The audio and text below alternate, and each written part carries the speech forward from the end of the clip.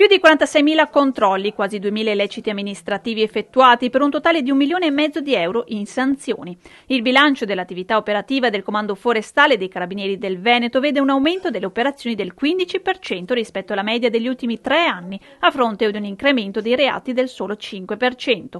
Il resoconto presentato a Padova evidenzia una crescita degli interventi dovuta a una maggiore presenza nel territorio per la salvaguardia ambientale.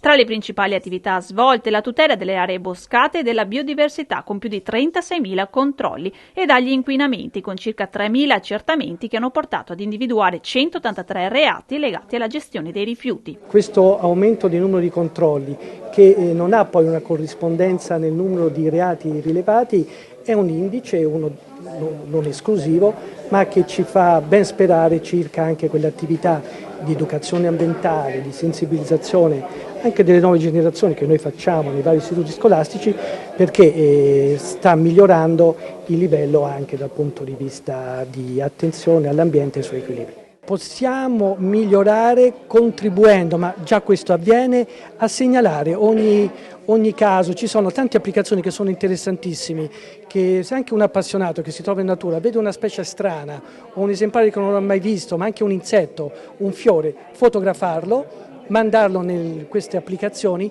per elevare il livello di conoscenza. Dal delta del Po alle vette dolomitiche, passando per il litorale veneziano. In Veneto sono 47 i nuclei carabinieri forestali. Se guardiamo nell'insieme, i controlli che vengono effettuati, una media giornaliera è superiore ai 100 controlli giornalieri. Sì.